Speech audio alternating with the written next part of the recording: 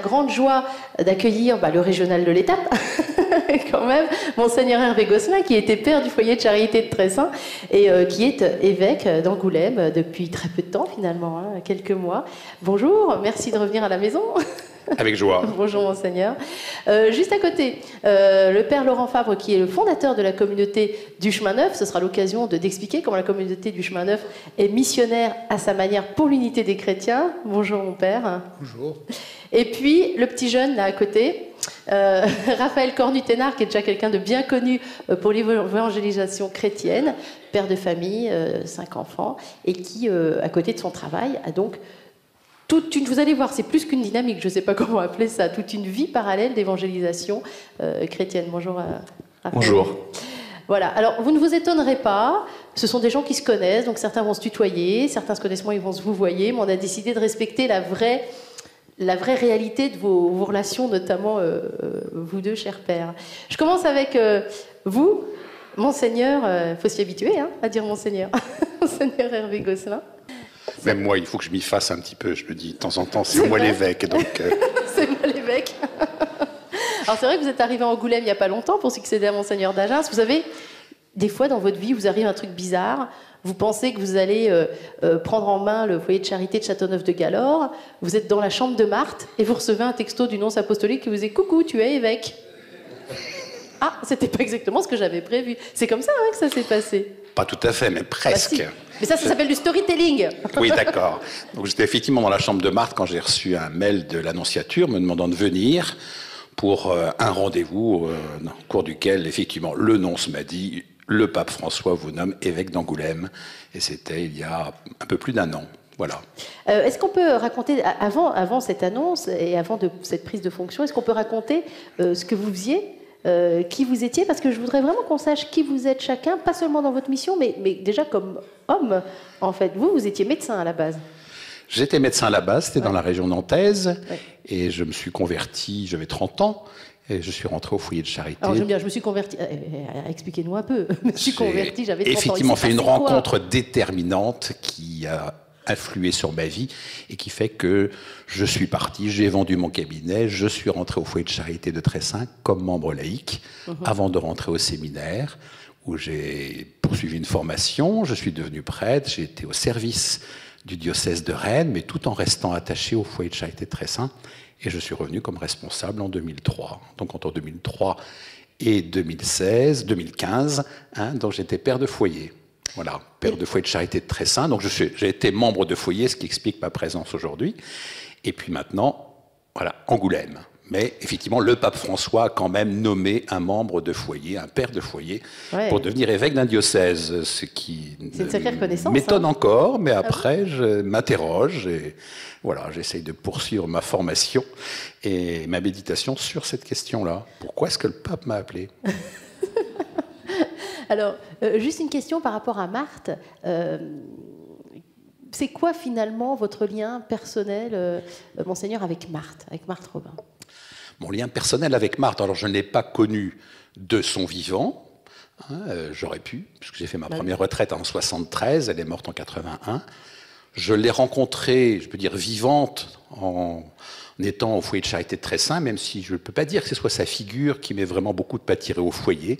C'était plus la vie communautaire, c'était mon désir de me consacrer à Jésus, et c'était le désir d'être missionnaire d'une certaine manière. Mais Marthe est arrivée un petit peu gentiment, et j'ai repéré quand même qu'elle a été très influente dans ma vie, mine de rien.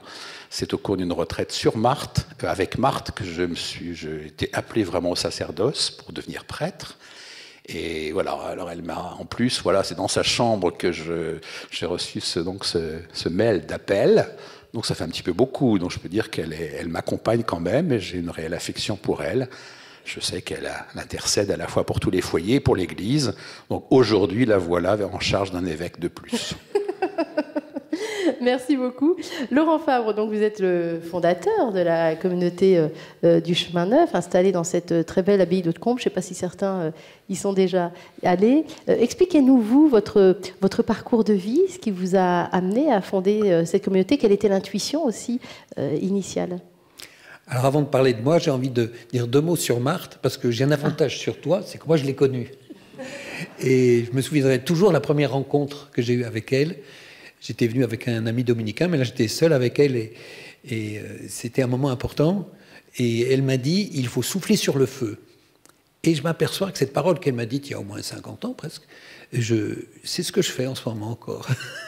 L'évangélisation, c'est peut-être souffler sur le feu aussi. Ah, c'est très joli. C'est un feu qui couvre, il me faut souffler. Ouais. Et pour revenir à ma question, alors ? Oui, alors.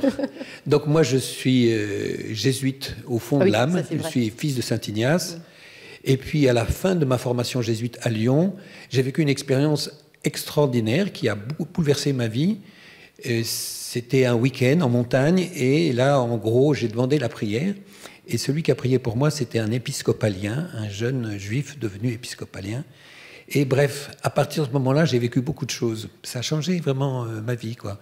J'ai compris ce que c'était que la grâce du renouveau charismatique. J'ai compris ce que c'était que la vie avec l'Esprit Saint. Et bon, alors on a démarré une communauté en 1973. On était 7 jeunes. Moi, j'étais le plus âgé, j'avais 33 ans. Et maintenant, nous sommes 2000 et dans 30 pays. Et puis, l'an dernier, j'ai fait une étape très importante pour la communauté. Je crois que c'était important, une étape très positive pour moi aussi. C'est que j'ai laissé la main à quelqu'un d'autre. Donc, j'ai démissionné et c'est quelqu'un d'autre maintenant, qui d'ailleurs s'appelle Michon. C'est pas Bernard Michon, c'est François Michon. Je dis ça parce que l'ancien responsable foyer de charité s'appelait Bernard Michon. Et ce François Michon me remplace et j'en suis très heureux.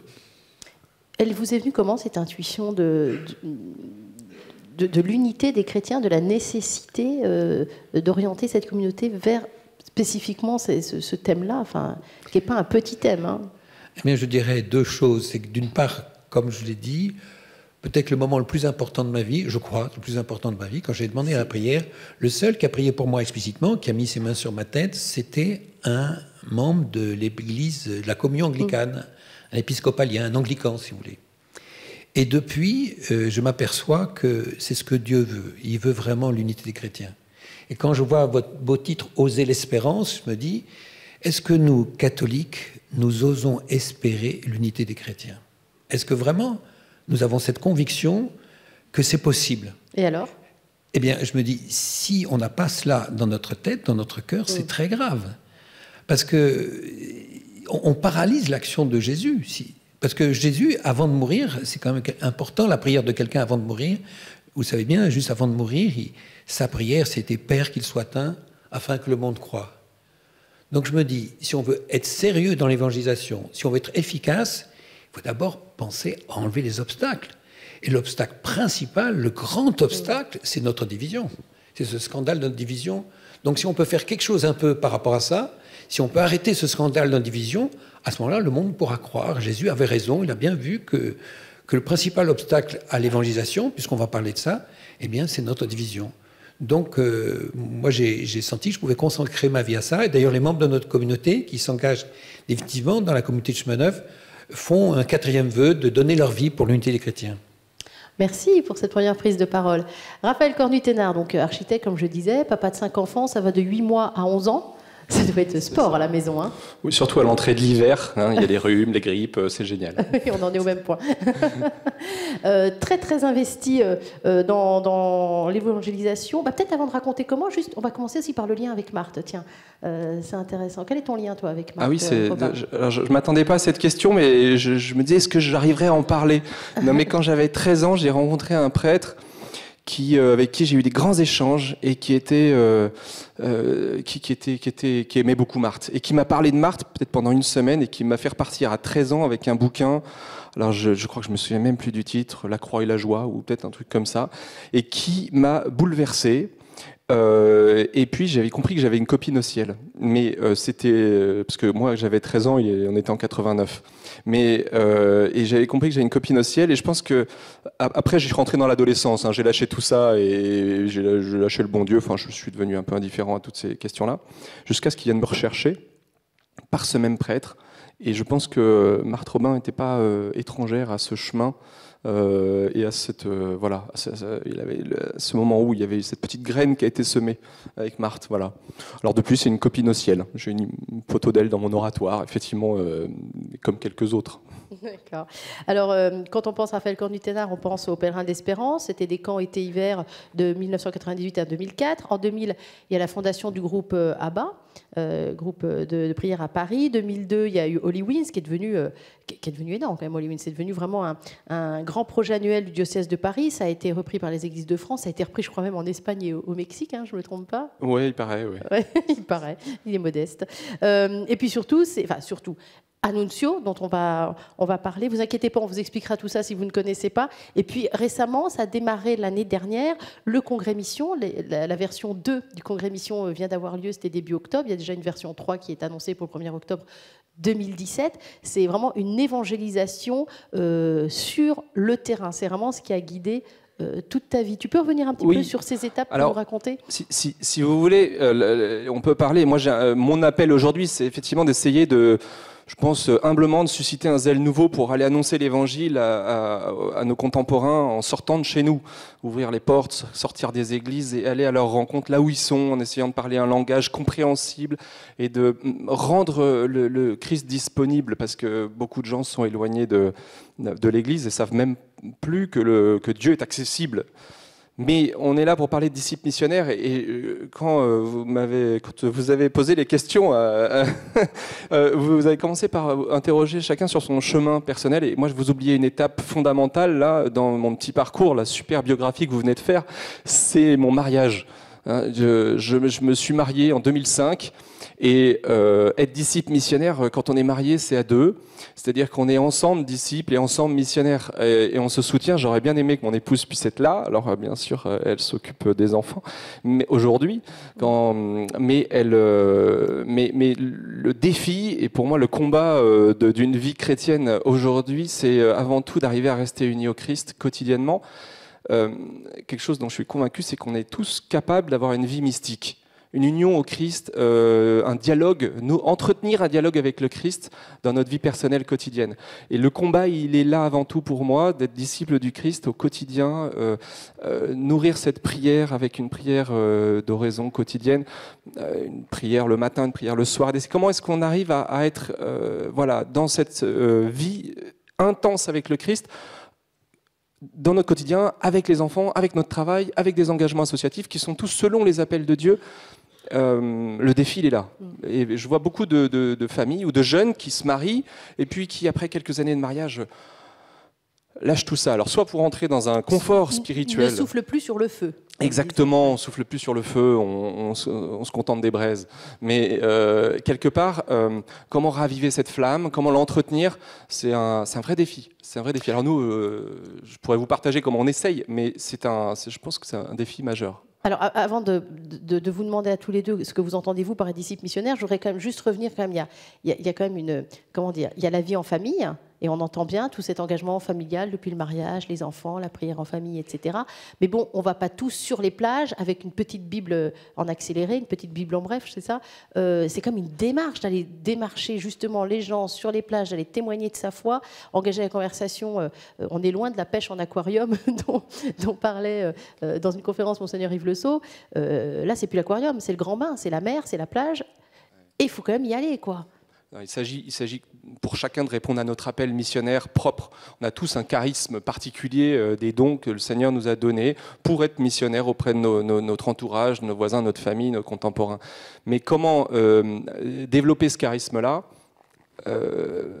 Ma conviction aujourd'hui, et celle que je vous partage, c'est qu'il faut passer par des expérimentations un peu radicales, des camps, des stages, vous voyez, et l'évangélisation directe, comme on la propose avec Annunzio, comme on essaie de la proposer, c'est une expérience où on va non seulement essayer de chacun d'être missionnaire à contre-temps d'une conversation avec son collègue de travail, mais tout à coup être consacré un temps spécifique à ça. Alors, effectivement, je suis à côté de personnes qui ont donné toute leur vie pour ça. Mais moi, comme laïc, il me semble qu'en consacrant un temps, 2 heures, 3 heures, à aller à la rencontre de gens que je n'ai pas choisis, qui vont être différents de moi et qui ne connaissent pas le Christ, c'est me mettre au service de Dieu d'une façon très spécifique, et ça va être une expérience de foi qui va d'abord changer ma vie, moi, transformer mon rapport à la foi et mon rapport à Dieu, et c'est une expérience spirituelle bouleversante à vivre. Et puis de fait, il y a une réalité quand même, c'est que notre France aujourd'hui, nos contemporains, pour beaucoup, n'ont même pas l'idée que la réponse aux questions fondamentales qu'ils se posent est là, tout près. Alors justement, c'est quoi la première phrase quand on approche quelqu'un sur la plage en maillot de bain, donc on imagine bien le contexte. Quelle est la première phrase? Bonjour, et avec un sourire, c'est mieux. Bon alors, quelle est la deuxième phrase? Suis-je de moi là? Mais ça dépend, je me fiche pas de vous. Non, ça dépend pas, je suis pas catho, je suis avec mes enfants, je suis sur la plage, je suis en train de bronzer et je vois donc Raphaël qui arrive vers moi, je dis qu'est-ce qu'il me veut celui-là? Et c'est quoi la phrase? Ça dépend, ça va dépendre de, ça peut être, voilà, nous sommes avec la paroisse, un petit groupe, et on se propose alors ça va dépendre de si vous avez des enfants, on a un petit concert, on a une petite veillée de prière ce soir, si vous voulez, voilà. on peut avoir une petite accroche comme ça, ou alors on peut proposer, il y a quelque chose qu'on a imaginé, c'est une petite Bible, en 32 pages, vous voyez, en 20 minutes vous avez lu la Bible. On aime bien discuter et ça va de Genèse à Apocalypse, donc c'est pratique, hein, dans 20 minutes. Et donc, quand vous parlez avec des gens, comme ça, vous croisez des gens et vous leur dites, mais tiens, est-ce que vous avez la Bible chez vous? La plupart vous disent oui. Et puis, voilà, je suis chrétien, j'ai la Bible chez moi. Vous l'avez déjà ouverte? Non, mais vous avez vu le pavé? Donc, ils ne l'ont jamais ouverte. Et puis, vous leur dites, si vous voulez, il y a cette petite introduction, c'est un amuse-bouche. Et donc, là, vous pouvez avoir vous aurez lu la Bible de Genèse à Apocalypse, de la première ligne à la dernière, en un quart d'heure. Et les gens le prennent, s'assoient sur le côté, puis le lisent. Et puis du coup, ils reviennent, et puis on a des questions, des conversations. La question de comment entamer la conversation, elle est cruciale, mais oui. on essaye d'être inventif. Et c'est là que sur la plage, il vous répond, moi je suis évêque, t'es bien gentil mon petit, je m'appelle Monseigneur Hervé Gosselin, je suis évêque d'Angoulême et je suis en vacances. Mais alors moi, c'est une question intéressante. Qu'est-ce que c'est qu'être disciple missionnaire aujourd'hui, Père Hervé? Pas de risque pour moi d'aller sur la plage, parce qu'en Charente, il n'y a pas la mer. C'est tout le problème de ce diocèse. Et n'empêche que c'est le plus beau diocèse du monde, mais bien sûr. Ce que tous les évêques sont capables de dire. Personne n'en doute. En même temps, être disciple missionnaire, c'est le pape qui nous le dit, dans ce programme La joie de l'Évangile, c'est pas être disciple et missionnaire, c'est être disciple missionnaire. Et je crois que le fait de mettre les mots ensemble est quelque chose de déterminant. Alors en plus, on est vraiment dans le cadre de la nouvelle évangélisation, les derniers papes en ont parlé, ce qui ne veut pas dire que c'est nouveau. Moi, j'ai une énorme reconnaissance, si on est tous là en tant que chrétiens, c'est que nous avons reçu aussi l'Évangile. Donc quelque part, quelqu'un est venu nous en parler. La Charente, plus beau diocèse du monde, 440 églises romanes, magnifiques. Voilà, quand même. Ça veut dire aussi qu'il y a eu des communautés chrétiennes qui se sont mis à l'œuvre pour construire ces églises. Moi, j'y pense quand j'y vais. Et je me dis que de siècle en siècle, tous les siècles ont eu vraiment à la fois leurs difficultés et puis aussi ont eu un dynamisme extraordinaire. L'esprit a soufflé sur le feu à chaque époque. Ce qui est important pour nous, c'est, vu les mutations du monde aujourd'hui, que nous prenions notre place. Alors, quand on est en Charente, être disciple missionnaire, je suis un baby bishop, je suis un jeune, je ne suis pas encore formé, mais je suis en train de me former. En tout cas, être ancien père de foyer devenu évêque, je crois que quelque part, il y a une reconnaissance que ça peut être quelque chose d'important pour être à la tête d'un peuple, pour pouvoir aider les gens à travailler ensemble, pour pouvoir être parfois derrière pour pousser tout le monde. En tout cas, il y a des grands défis que je sens dans un diocèse comme le mien, qui est un diocèse rural. Voilà, alors j'allais y venir, parce que moi aussi j'habite dans un diocèse rural. Je sais que je vois combien c'est compliqué quand on a un curé qui a 50 clochers. Quand on dit ça aux Parisiens, ils sont effarés. Mais c'est ça, on a des curés qui peuvent avoir 50 à 100 clochers. Comment, dans des diocèses comme ceux-ci, qui ne sont pas les plus riches non plus, on est disciple missionnaire? Je pense que, Laurent le disait tout à l'heure, il faut souffler sur le feu. Moi, je crois que ma mission, c'est de souffler sur le feu. Ils ont reçu par le baptême, et je crois aussi la confirmation. S'ils n'ont pas encore été confirmés, nous allons faire une grande célébration, là, au mois de mai prochain, où nous invitons tous ceux qui ne sont pas confirmés à la demander avant mai pour pouvoir être confirmés. On ne peut pas imaginer que le peuple de Dieu puisse entendre cet appel missionnaire, comme cet appel à devenir disciple, s'ils n'ont pas la plénitude de l'esprit. Pour moi, c'est de l'ordre de l'évidence. Donc d'avoir vraiment ce recevoir. Et disciple, ça veut dire je le suis, le Seigneur, et je suis envoyé. Mais je crois que nos communautés, même si elles sont petites, elles peuvent être extrêmement dynamiques. Et nos communautés, lorsqu'elles ne sont pas dynamiques, ne vont pas se renouveler simplement par une réforme de structure, en changeant les EAP, les conseils pastoraux et je ne sais pas quoi, des équipes animation pastorale, etc. Ça va être par un nouveau souffle missionnaire, en étant dans une énergie, un zèle missionnaire renouvelé pour aller voir sa voisine, tout simplement. Et quand on est même à la campagne, on a des voisins. Et je veux dire, de pouvoir ainsi, c'est comme ça qu'on couvre le territoire. C'est pas uniquement en mettant un curé sous chaque clocher, ce que nous ne sommes pas capables de faire. Et je pense que le Seigneur ne nous demande pas aujourd'hui d'avoir un curé sous chaque clocher. Il faut changer les choses, il faut changer les modèles.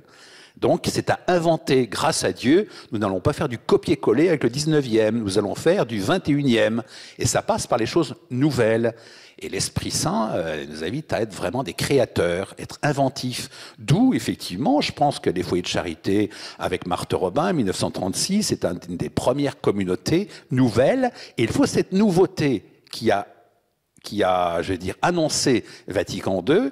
Et maintenant, il faut que nous le mettions en application. Il y a un programme à mettre en place, et je pense que la joie de l'Évangile, c'est dire avec des mots peut-être plus simples ce que Vatican II a affirmé. Et moi, je me sens tout à fait dans cet élan, donc ça va bien.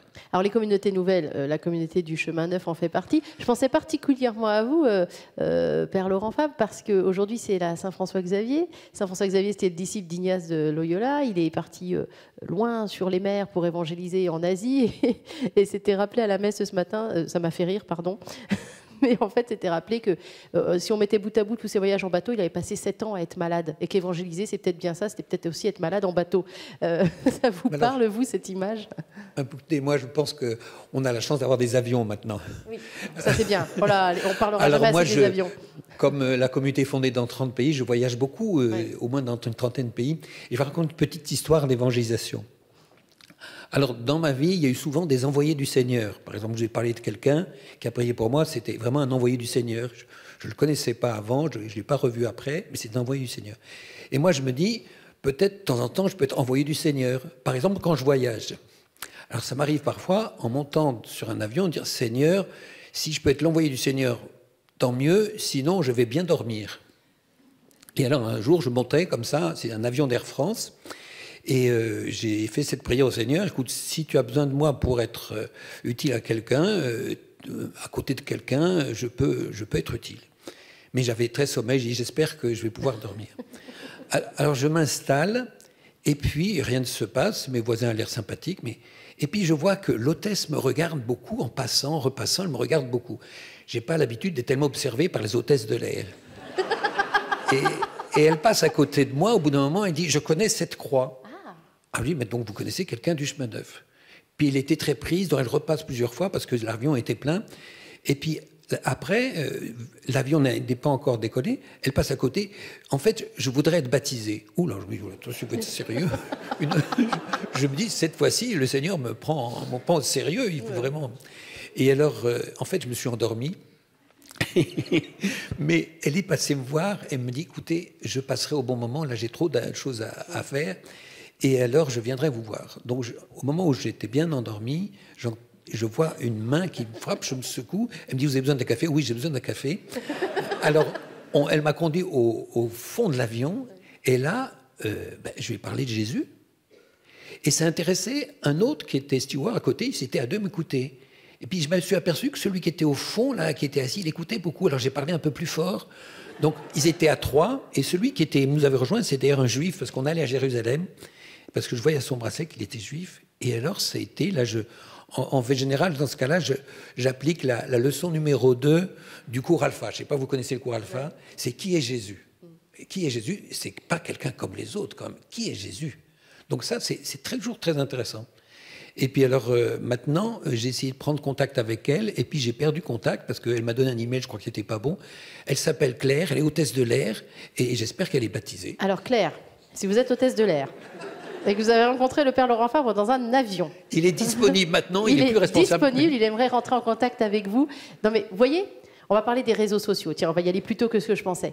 Mais voilà, peut-être que cette demande, via les réseaux sociaux, qu'on connaît tous, Facebook, Twitter, Snapchat, Instagram, prenez des notes dans le public, on va peut-être la retrouver, cette Claire. On va se lancer le défi de retrouver Claire, hôtesse de l'air, qui a peut-être été baptisée. Est-ce que vous êtes tous d'accord avec ça? Ah oui, oui. Ouais, eh ben c'est parti. On se lance le défi.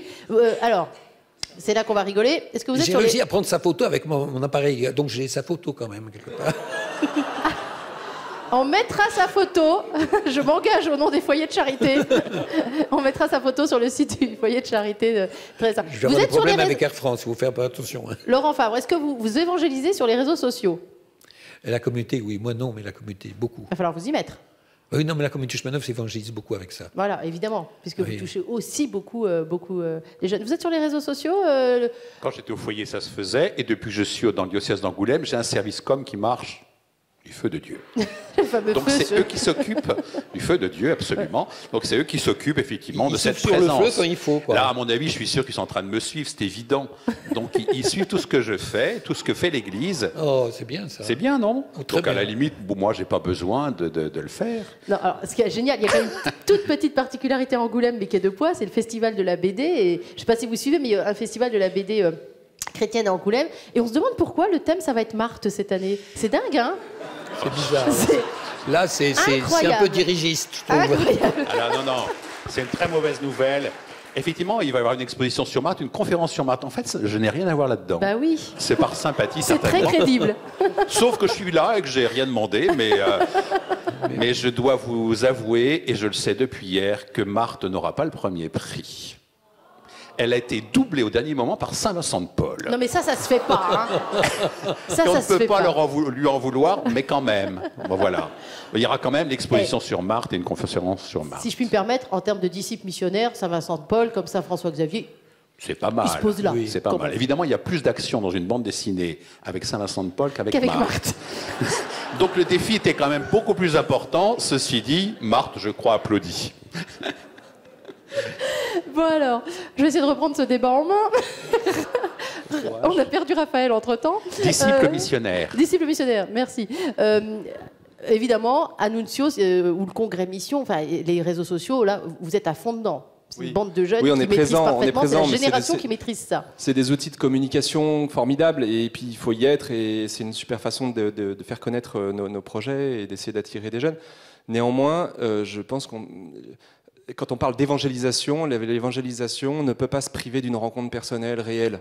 Tout ce qu'on fait avec nos réseaux ne sont que des façons d'entrer en dialogue. C'est le bonjour, voilà. Le bonjour et peut-être les premiers mots qui peuvent se faire sur les réseaux sociaux. Mais ensuite, très vite, il faut permettre et provoquer, il faut revenir au réel. Je pense qu'on a un vrai souci aujourd'hui, c'est que tous nos réseaux sociaux nous rendent tellement distants les uns des autres que finalement, en nous rapprochant, ils nous rendent distants. On n'a plus l'habitude du contact réel, vous voyez, du bonjour, de se toucher, voilà. Et du coup, ça génère vraiment, je pense, un dysfonctionnement humain aussi. Enfin, j'ai l'impression d'être le vieux con sur le plateau, mais disons qu'on ne pouvait pas leur donner le rôle à eux, quoi.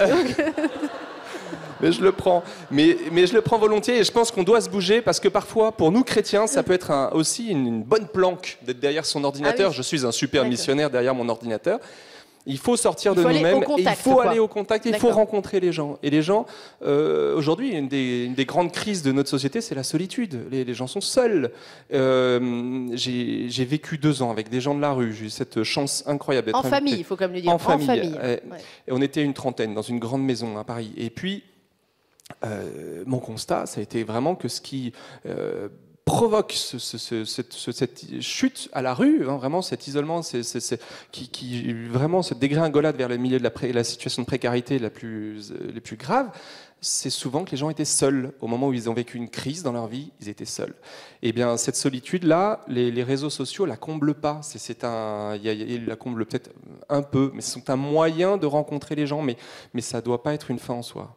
J'ai entendu une phrase qui m'a beaucoup interpellée, moi, il y a quelques heures, et je voudrais vous la soumettre. Je ne sais pas qui voudra répondre. C'était « Si nous ne sommes pas saisis par la compassion, nous ne sommes pas des disciples missionnaires ». Ça vous scotche. Amen. C'était à l'homélie C'était Monseigneur Yves Le Sceau dans son intervention. Oui. Et moi, ça m'a beaucoup interpellée. Si nous ne sommes pas saisis par la compassion, nous ne sommes pas des disciples missionnaires. J'avoue que le mot compassion n'est pas forcément le premier auquel j'aurais pensé, moi, dans cette mission. Qui veut répondre sur cette question? Moi, je veux bien, parce que ça correspond tout à fait à un interview d'un leader politique allemand remarquable, un chrétien, qui a dit à des jeunes, donc c'était des milliers de jeunes qui étaient à Ouch, qui étaient pour le JMJ, et il leur a expliqué ça, c'est que l'engagement politique, ça commence par un moment de compassion. Il y a trop de gens qui souffrent, il faut faire quelque chose. Donc cette idée d'engagement politique d'un chrétien est partie de sa compassion pour des gens qui souffraient, quoi. Et je pense que dans l'engagement chrétien, il y a souvent ça, par exemple, nous avons démarré il y a quelques années, et c'est bien parce que ça démarre dans beaucoup de diocèses, des fraternités paroissiales missionnaires. On a maintenant de la compassion pour ceux qui ne viennent pas à l'église, quoi. Ça ne suffit pas d'être avec ceux qui viennent à la messe le dimanche et tout ça. Il faut aussi, qu'est-ce qu'on fait pour les autres? Donc, la création de fraternités paroissiales missionnaires, ben c'est tout simple, mais il faut vraiment le vivre.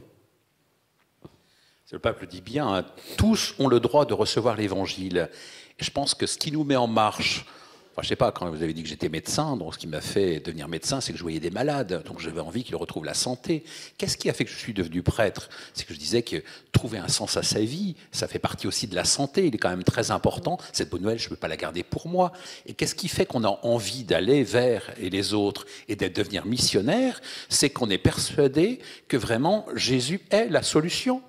C'est pas le problème d'être chrétien, c'est Jésus est la solution pour des problèmes privés, personnels, familiaux, de société également. Jésus il est la solution. Et je crois que c'est vraiment ça aussi, cette urgence un peu, d'abord de repérer les urgences, et ensuite d'avoir cette conviction profonde que nous avons un trésor dans le cœur et que ne pas le partager est vraiment un péché, dans le sens où c'est une erreur et c'est une faute. Parce que je crois que vraiment, c'est de nature à transformer profondément la société et pas simplement un petit groupe qui se ferait du bien en se retrouvant régulièrement. Donc ça, c'est vraiment très important pour moi. Et c'est pour ça que moi, disciple missionnaire, c'est aller vers, et je l'entends beaucoup avec Annonciaux, etc., aller vers, d'aller sur les marchés, sur les plages, etc. Ceci dit, pour moi aussi, c'est très important d'être, certes, on va avoir une pastorale plus maintenant des sonnettes que des cloches. Il ne suffit pas de sonner les cloches pour que tout le monde débarque. Donc, il faut aller vers. Et en même temps, je crois qu'il y a vraiment, pour nous, en tout cas, par exemple, dans notre diocèse également, c'est de se dire, ceux qui frappent à la porte, parce qu'il y en a, quand ils viennent demander un baptême, quand ils viennent demander un mariage, qui viennent demander les obsèques pour la grand-mère, là, il y en a qui demandent quelque chose à l'Église. Qu'est-ce que nous leur proposons? Est-ce que c'est simplement une petite prestation avec un tarif, ou est-ce qu'on pense qu'il y a quelque chose à initier? Il y a ceux qui frappent également. Donc c'est à la fois être complètement disponible. Pour moi, être disciple missionnaire, c'est être disponible à l'autre, à son attente, à ce qu'il désire. C'est à la fois le double mouvement, hein, d'aller vers, et aussi d'être, et puisque dans un foyer de charité c'est bien cela, c'est ceux qui frappent à la porte pour une retraite, dans quel état arrivent-ils? Qu'est-ce qu'ils demandent? Il y a forcément cette nécessité que d'avoir des parcours personnalisés. On va offrir un menu commun à tous, mais chacun fera son parcours. Et d'être extrêmement accueillant. Être accueillant, pour moi, c'est être aussi disciple missionnaire. Raphaël ? Oui, j'entends, l'évangélisation consiste à aller vers, mais c'est à aller avec.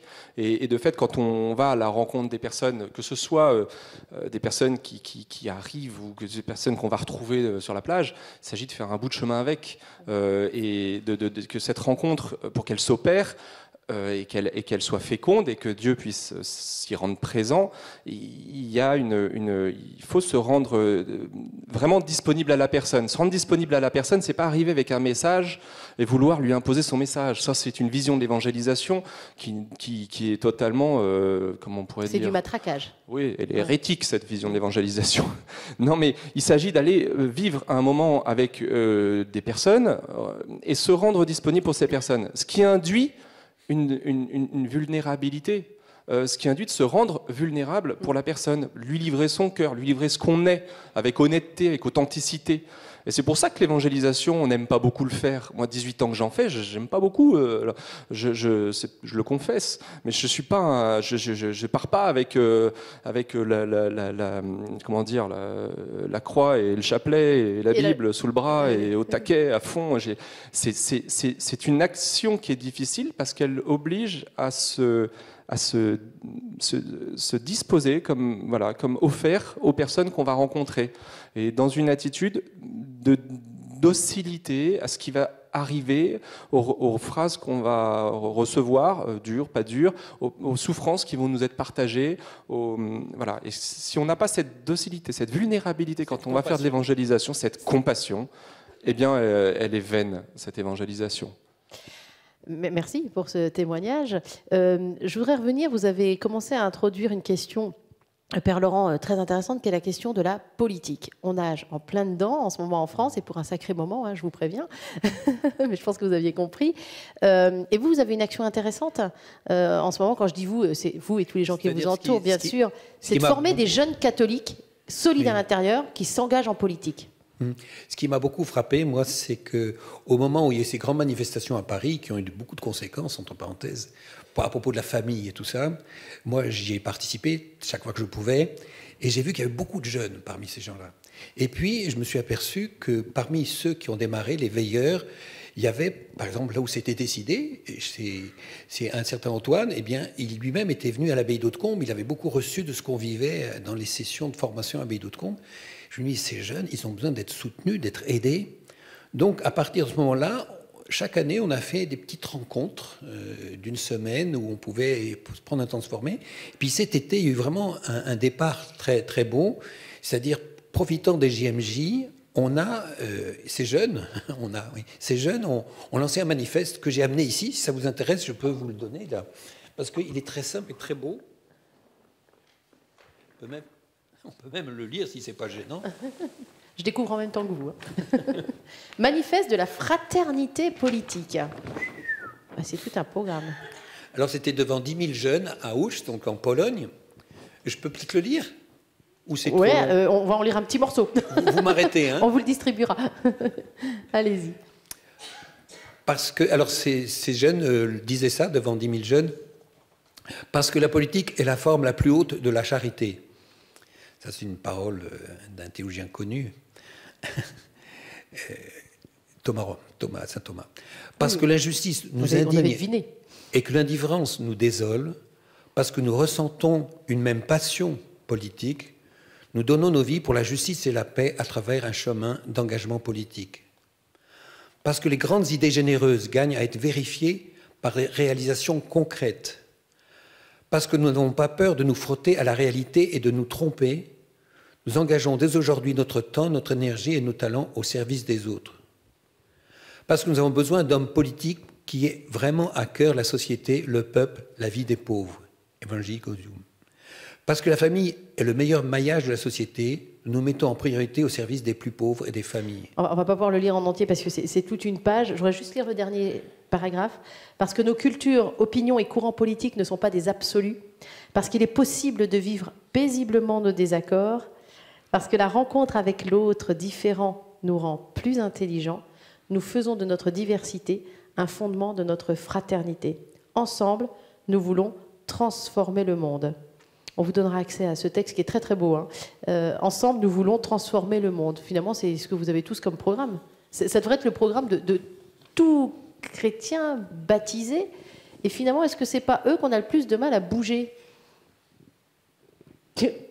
Une lueur passe dans le regard de Raphaël Cornu-Ténart. Et c'est la parole est pour le Père. Je pense qu'on dépense peut-être beaucoup d'énergie pour entretenir notre vie ecclésiale. Et je pense qu'on ne peut pas tout entretenir ou ou alors on va devenir des gardiens de musée et on va s'entretenir entre nous comme un club un peu fermé.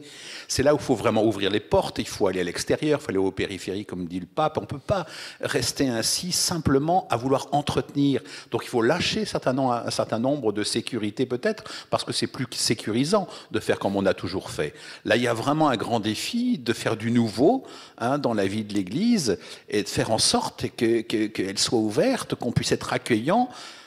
Comment faire? On se pose tous la question. On sent bien que dans toutes les communautés nouvelles, au sein même de l'Église, et quand les évêques de France ont sorti aussi ce texte sur l'importance de l'engagement politique, ça veut dire un chrétien s'engage. Et comment s'engage-t-il? Il ne s'engage pas simplement en étant au service économique de la paroisse. Il s'engage dans sa vie familiale, dans des associations, au service d'une mairie, au service. Et c'est ça aussi l'engagement, que les chrétiens aient à cœur, effectivement, de prendre leurs responsabilités et ne pas simplement attendre.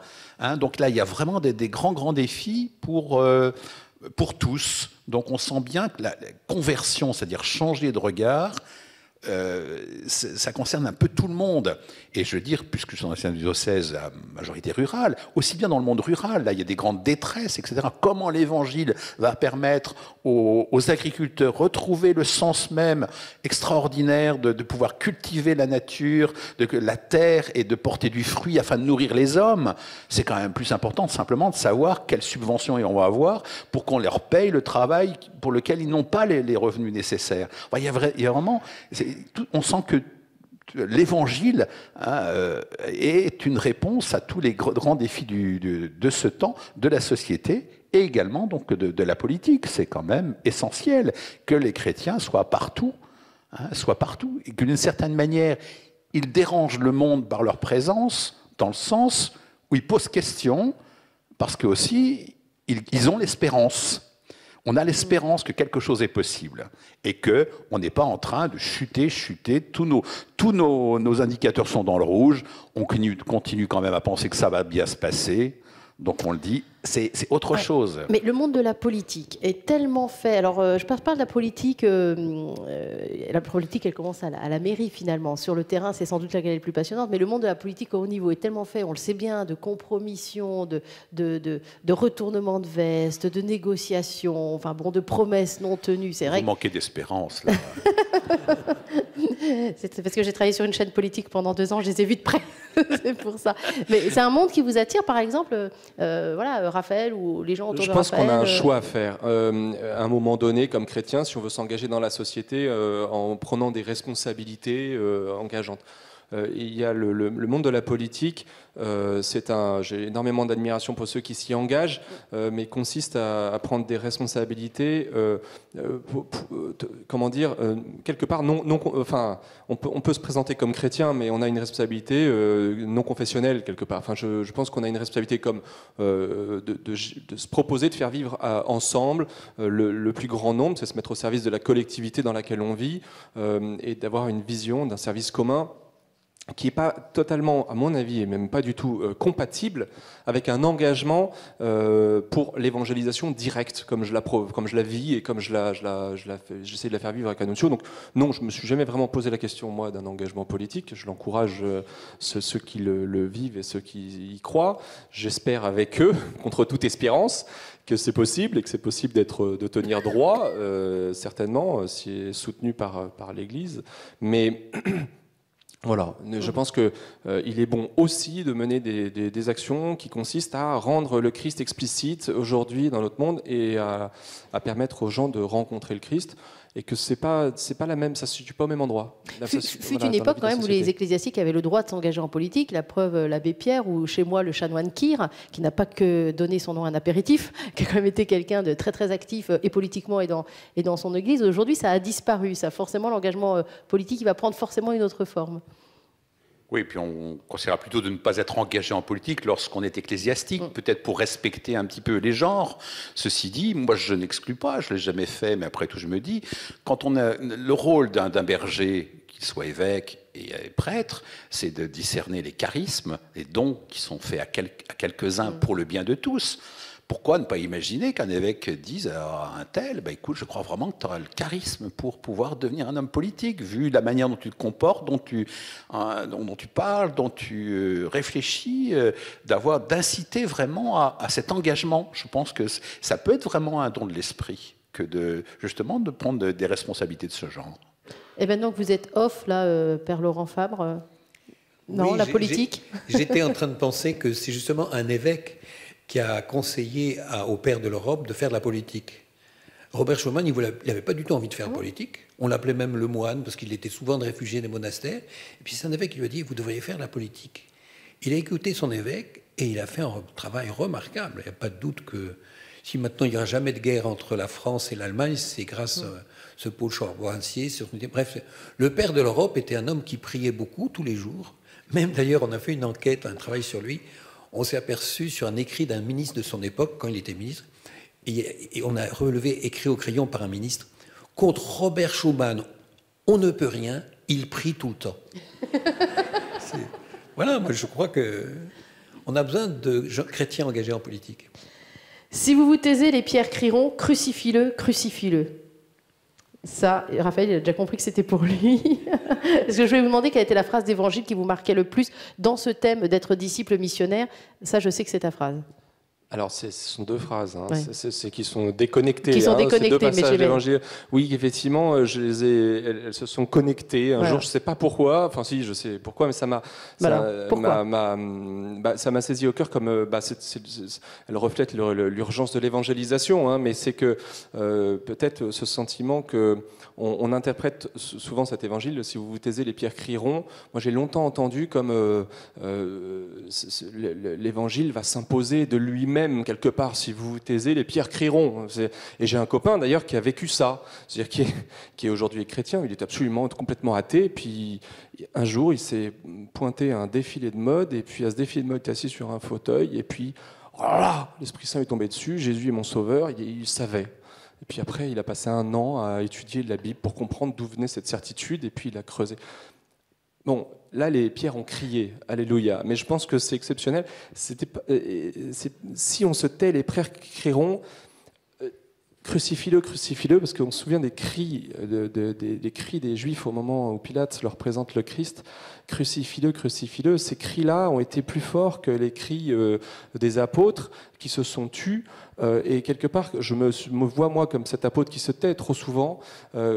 Si je me tais, alors le Christ est crucifié. Aujourd'hui, nous chrétiens, si on se tait dans la société dans laquelle on vit, si on ne s'engage pas en politique, si on tait aussi le nom du Christ explicitement, vraiment, si on tait l'existence de ce Dieu qui nous aime de toute éternité, qui veut encore nous relever aujourd'hui de nos misères, eh bien, les hommes autour de loi, ils ne sont pas passifs en face de Dieu. L'humanité passe son temps à crucifier le Christ. On le voit en permanence. Il y a un combat qui se vit à un niveau spirituel dans notre société où il n'y a pas de passivité. On est sur une ligne de front et en permanence, si on se tait, on laisse, si on tait le Christ, si on ne donne pas quotidiennement notre vie au Christ, l'ennemi prend sa place, prend la place dans le silence qu'on laisse. Il prend sa place, il prend la place du Christ et il crucifie le Christ parce que le Christ ne souhaite qu'une chose, c'est régner sur nos vies, mais il l'imposera jamais. Il y a ce combat qui se joue à un autre niveau et qu'on oublie, on se laisse faire et en fait on se laisse vite... comment dire, on se laisse nos conforts de vie, vous voyez, quand on nous fixe comme objectif qu'il faut vivre dans un beau cadre de vie, qu'il faut vivre un épanouissement personnel. Et l'épanouissement personnel, c'est le sommet de la réussite de vie. Il faut arrêter 2 secondes. Le sommet de la réussite de vie, c'est d'être consacré au Christ. C'est pas l'épanouissement personnel, c'est anecdotique. Enfin, je veux dire, c'est très bien. Souvent, c'est compatible. C'est-à-dire que le Seigneur nous a donné des dons, des charismes, et il nous appelle au bonheur. Mais un bonheur qui n'est pas un bonheur passif, c'est un bonheur de disciple missionnaire. Le disciple missionnaire, il est en action, il est en déséquilibre, il est en mouvement. Quand on marche, on est en déséquilibre. On doit prôner, nous comme chrétiens, le déséquilibre de vie. L'équilibre de vie, c'est statique, quoi. Soyons équilibrés, et puis voilà, puis, on va crever, quoi. Le cadavre, il est en équilibre de vie ou de non-vie, mais voilà. Il faut, nous comme chrétiens, on doit prôner ce déséquilibre. Vous pouvez l'applaudir, hein, bien sûr. Alors, qui veut réagir par rapport aux propos de feu de Raphaël Cornu-Ténart? Qui réagit? Bon, je crois que c'est pour le Père Hervé. Moi, une phrase dans le cœur, une phrase du pape, lorsqu'il nous dit « Ne vous laissez pas voler votre espérance ». Et je crois que c'est très important. Ça arrive comme un refrain dans sa lettre, la joie de l'Évangile. Ne vous laissez pas voler. Vous l'avez, parce que l'espérance est un don. C'est pas qu'une construction mentale, c'est pas quelque chose de psychologique. On n'est pas obligé de se mettre en conditionnement. On reçoit l'espérance en permanence. Ne vous laissez pas voler votre espérance. D'où l'importance justement, de l'entretenir. Comment est-ce qu'on entretient cette espérance? Eh bien, en étant à la fois disciple, en écoutant la parole, et en allant vers les frères, et pas en restant tout seul. Il y a cette forme de paralysie qui est une paralysie mortelle. C'est-à-dire cette paralysie où simplement on s'occupe de soi. Même en Église, ça fait partie des maladies que le pape a détectées, aussi bien dans la curie que dans le peuple de Dieu. Entendons parler des maladies, appliquons les bons traitements et retrouvons la joie de l'espérance. Marc le dit bien, je ne sais plus comment elle le dit, je vais le paraphraser en disant « Je ne crains rien pour demain, car le Seigneur m'a mis dans le cœur la blanche fleur de l'immortelle espérance. » À la limite, je sais que demain, c'est demain. Demain, j'ai rendez-vous avec le Christ. J'ai l'espérance. L'espérance que le Christ est bien là. Ce n'est pas simplement une hypothèse de croire que peut-être il fera beau demain, peut-être le Christ va revenir. Non, que notre pays pourrait aller mieux. Non, j'ai l'espérance que, vraiment, ça veut dire je crois profondément que le Christ est là. Mais pour moi, je crois que le drame aujourd'hui, y compris dans l'Église, c'est que l'espérance nous est volée par justement des sirènes, par des idoles dont parle Raphaël. C'est ça, c'est les idoles du bien-être, un bien-être d'une forme d'individualisme, de confort un peu mou qui nous tue parce que ça nous asphyxie. Alors de l'air, quoi. De l'air. Alors, du feu, de l'air. Moi, je suis tout à fait d'accord avec ce qu'a dit Raphaël, tout à fait d'accord avec ce qu'a dit Hervé. Et je voudrais ajouter vraiment une parole d'espérance. Parce que si c'est vrai, soyons logiques, si c'est vrai que le principal obstacle à l'évangélisation, donc à ce que ce feu se répande, Jésus est venu répandre un feu, mais le principal obstacle, c'est notre division. Eh bien, un grand sujet d'espérance, c'est que, en gros, on a piétiné pendant 15 siècles, mais depuis un siècle, ça avance, et ça avance très vite. Pour dire simplement 5 bonnes nouvelles. D'abord, en 1999, il y a eu cet accord historique remarquable, très important, entre les luthériens et les catholiques, et maintenant, en gros, les protestants et les catholiques, sur cette question difficile, la justification. Et ça, c'est un pas fantastique. On s'est battu pendant 480 ans, même plus, là-dessus, et maintenant, on est d'accord. Premier pas. Deuxième pas. Deuxième pas, c'est extraordinaire. Les orthodoxes, ils n'étaient pas réunis depuis 787. Et puis, de 1200 années après, ils se sont réussis quand même à se réunir l'an dernier. On croyait qu'ils n'y arriveraient pas. Le patriarche de Moscou disait que finalement, cette rencontre a été annulée ou reportée. Etc. Finalement, ils ont réussi à se rencontrer. Troisième pas. Je suis désolée parce qu'il ne nous reste plus beaucoup de temps. Oui, et je veux absolument qu'on passe les 5 pas. Jean-Paul II a fait tout son possible pour rencontrer le patriarche de Moscou. Il n'y est pas arrivé. Mais notre pape a réussi à faire un rendez-vous assez acrobatique à Cuba. Ils se sont rencontrés. Ça avance. C'est la première fois qu'ils se rencontraient, un pape et un primat de Moscou et un primat de Rome. Et le dernier point, et pour aller vite, on l'emballe à la fin. Alors, le quatrième, c'est ce qui se passe avec les anglicans en ce moment. Ça, on est témoin de ça, c'est magnifique. Et cinquièmement, l'Église catholique se convertit, je vous signale. Ça, c'est étonnant, mais c'est ce qu'il y a de plus étonnant. Notre pape est décidé à faire changer des choses. Il commence par la curie. Si vous lisez la liste des 15 défauts qu'il annonce à propos de la curie, les 15 péchés, enfin, il a envie de faire bouger les choses, notre pape. Et moi, je trouve que c'est formidable. Il croit à la conversion de l'Église catholique. Alors, je voudrais donner la parole à Raphaël, parce que Raphaël me disait en off, ça fait 5 ou 6 ans que je vois les choses bouger chez les cathos. Oui, c'est pas faux. Moi, ça fait quelques années que je fais de l'évangélisation et que je... Une minute, hein. Et depuis, non, ça fait 18 ans que je monte des œuvres d'évangélisation. Et depuis, effectivement, 5-6 ans, on a l'impression qu'il y a un réveil missionnaire en France et qui me donne une espérance folle. Alors, peut-être que c'est simplement parce que depuis 5-6 ans, je suis amené à voir des choses un peu partout en France et à rencontrer des gens.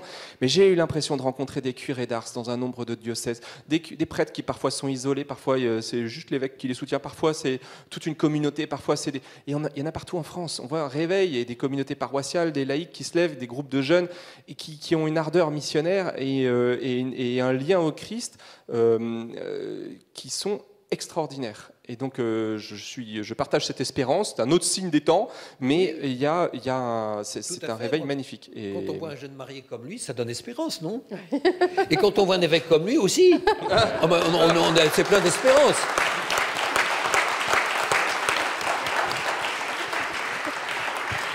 Alors, effectivement, c'est vrai que vous nous donnez de l'espérance. Je tiens juste à signaler que les disciples missionnaires ne sont pas forcément des hommes. Hein. Il y a aussi plein de femmes. C'est juste que notre plateau était monté comme ça. Avec sa femme. Et avec sa femme, qu'on salue au passage, et les 5 enfants et tous ceux qui travaillent avec vous tous. Merci infiniment d'avoir rejoint ce plateau, d'avoir pris de votre temps de fondateur de communauté, d'évêques, de pères de familles nombreuses et de tout un tas d'autres choses.